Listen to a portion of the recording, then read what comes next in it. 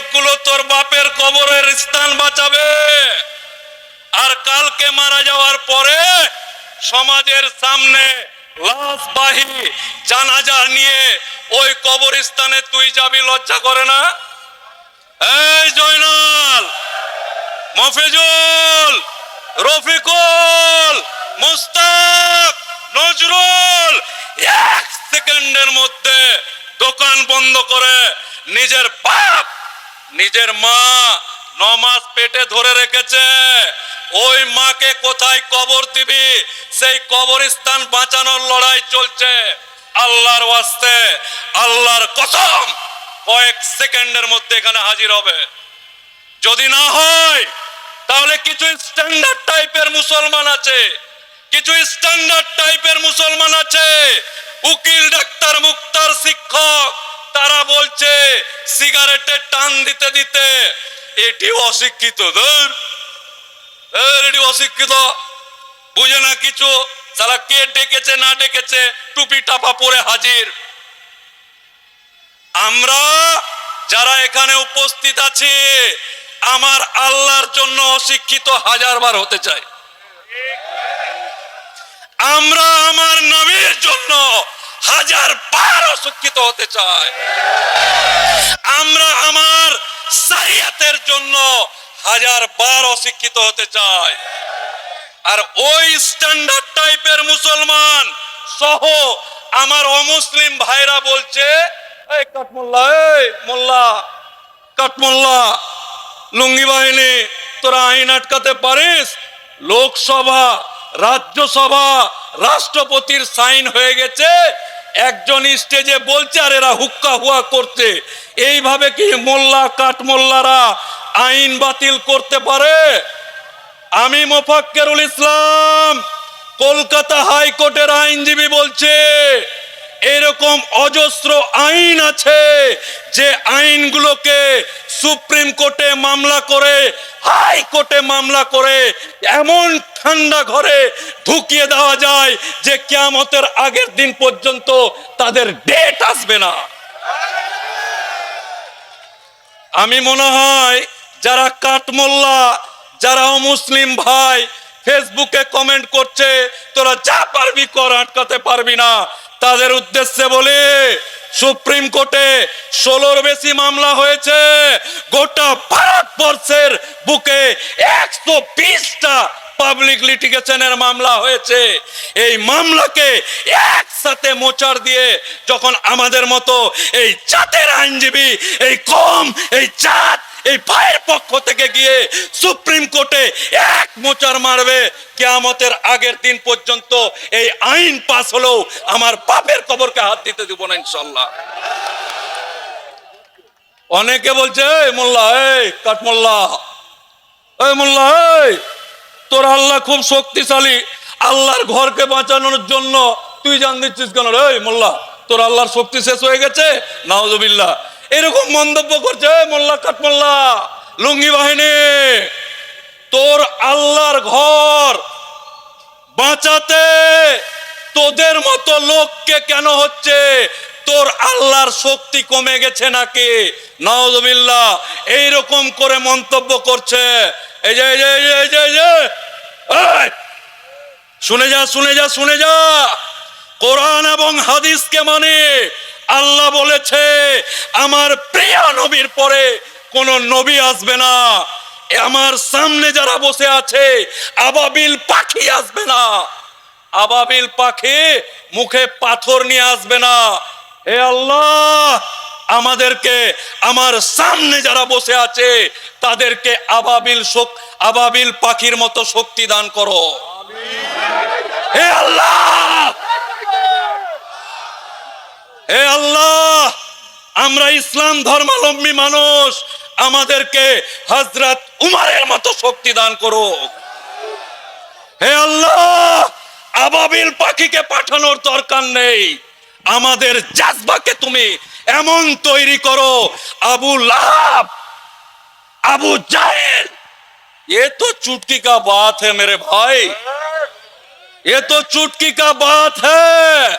এগুলো আমাদের হাড়োয়া, বসিরহাট, হাসনাবাদ, উত্তর 24 পরগনার লোকেরই জুটবে না, জুটবে না। এ হাওড়া বাসে, হুগলি বাসে, বর্ধমান বাসে তোমাদেরও প্রয়োজন নেই। আমার এলাকার এই ছুটন্ত বাঘ, চিতাবাঘ যারা আছে, তারা যদি একবার জেগে যায়, ইনশাআল্লাহ এই আইন তো দূরের কথা, যারা এই আইন পাস করেছে তারা দেশ ছেড়ে পালিয়ে যাবে ইনশাআল্লাহ। নারী দেখবে, নারী দেখবে, নারী দেখবে। অমিত শাহ নিপাত যাক, এই মোদি নিপাত যাক। অনেক নারী দেখবে। অনেকে বলছে এই এই এই মুসলমানদেরকে উস্কে দিচ্ছে, মুসলমানদেরকে উস্কে দিচ্ছে। আরে মুসলমানদেরকে উস্কাতে হয় না, এক একটা মুসলমান এক একটা বাঘের বাচ্চার মতো। ইসলাম জিন্দাবাদ। অনেকে বলছে উস্কাচ্ছে, আমি বলছি আরে ইতিহাস জানিস না? আমাদের মতো লোক, আজিজ ভাইয়ের মতো লোক, হুজুরের মতো লোকেরা এই সমস্ত চিতাবাঘদেরকে টেনে রেখেছে। একবার এক সেকেন্ডের জন্য যদি ইশারা দিয়ে দেয়, আল্লাহ মালিক, গায়েবের মালিক আল্লাহ তাআলা জানে কি ধরনের খেলা হয়ে যাবে। আমিও জানি না কি ধরনের হয়ে যাবে। আমরা উস্কানি দিতে নয়, আমার জাত আমার কমকে উস্কানি দেওয়ার ব্যাপার নাই। এমনি তাদের রক্ত চিতাবাঘের থেকে বেশি, তাই উস্কানি ফুস্কানির কোনো ব্যাপার নাই। বর্তমান দিনে এই সরকার যে অত্যাচারগুলো করছে তার প্রতিবাদ তারা করছে। আচ্ছা, এই ওয়াকফ বিলটা কি না জেনেই আমি ফেসবুক চালাই, আমার ফেসবুকে শ্যামল বাবু কমেন্ট করছে, ঠিক করেছে, ভালো করেছে। আমি লিখছি ধর্মতলা চলো, ও বলছে ঠিক করেছে, ভালো করেছে। আরে দেখ কি লিখেছি, দেখ ধর্মতলা যাওয়ার কথা বলছি রে ভাই, ওখানেও ঠিক করেছে মোদি মোদি। ভাই শ্যামল বাবু ক্লিয়ার করে দি, দীপঙ্কর বাবু ক্লিয়ার করে দি, আপনি যে মহিলাটাকে সিঁদুর পরিয়ে ঠাকুর দিয়ে পুরোহিত দিয়ে বিয়ে করেছেন, হাড়োয়া তথা পশ্চিমবঙ্গ তথা ভারতবর্ষের মুসলমানরা আপনার বউটাকে দেখে লোভ লেগেছে, আই লাভ ইউ শ্যামলের বউ। এটা নয়, এটা নয়। আমি আমি আমি আমি মোফাক্কেরুল ইসলাম, আমার ভাই আজিজ, আমার হুজুর, আমার যত ভাই এখানে বসে আছে, যারা মোহর দিয়ে খরচ খরচা করে যাকে বিয়ে করে এনেছি, আমার বউ যাকে আমি মোহর দিয়ে এনেছি, শ্যামল বাবু please, Shyamal Babu, Dipankar Babu clearly একটা কথা শুনে নেন, ভুল বুঝছেন। আপনি যেটা ভাবছেন সেটা নয়। আমরা মুসলমানরা আপনার বউকে কেড়ে নিয়েছি, কাটতে দিবে না, মোদি জিন্দাবাদ না। মুসলমানরা যে মহিলাটাকে বিয়ে করে এনেছে, ওই বউটাকে দেখে কেন্দ্রীয় সরকারের লোভ হচ্ছে, আই লাভ ইউ উকিল সাহেবের বউ। আর আমি বেঁচে আছি, আমি বেঁচে আছি, আমার মোহর দেওয়া বউকে সরকারের পছন্দ হয়েছে, আর বলবো নিয়ে নে আইন পাস করে, তা হয়? হবে না। শ্যামল বাবু ক্লিয়ার হলো কি? দীপঙ্কর বাবু ক্লিয়ার হলো কি? যে আপনার বউকে নিয়ে টানাটানি নয়, আমার বউকে সরকার টানাটানি করছে, সেই বিলটার আমরা প্রতিবাদ করছি। আমার বাপ, আমার দাদু এই এলাকাতে মাথার ঘাম পায়ে ফেলে যে অর্থ উপার্জন করেছে, মালকড়ি উপার্জন করেছে, আল্লাহ যে সম্মান দিয়েছে, যে টাকা দিয়েছে, অর্থ দিয়েছে, সেই অর্থ দিয়ে একটা জমি কিনে নিয়েছি। জমিটাকে কিনে নিয়ে আল্লাহর ওয়াস্তে দান করেছি, এবং তার পর্চাতে খতিয়ানে দলিলে লেখা আছে মুসলিম সমাজের ব্যবহারের কার্যে, এবং আল্লাহর ওয়াস্তে দান করে দিলাম। তোর বাপের জমি নিলাম, আমার বাপের জমি, মাথার ঘাম পায়ে ফেলে যে জমিটা কিনেছে ওইটা জমি রে বাবা।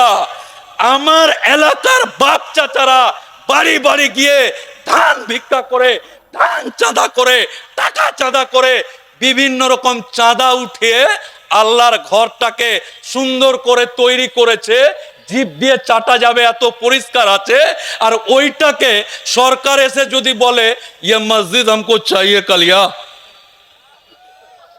বাপ রে বাপ রে বাপ, কালিয়া কো মসজিদ দে দেগা। এত বড় পাগল হয়ে গেছি আমরা নাকি? না না, আমরা পাগল। কালিয়া মসজিদ নিবে, কালিয়াকে মসজিদ দিয়ে দেবো, কালিয়া কবরস্থান নিবে, দিয়ে দেবো।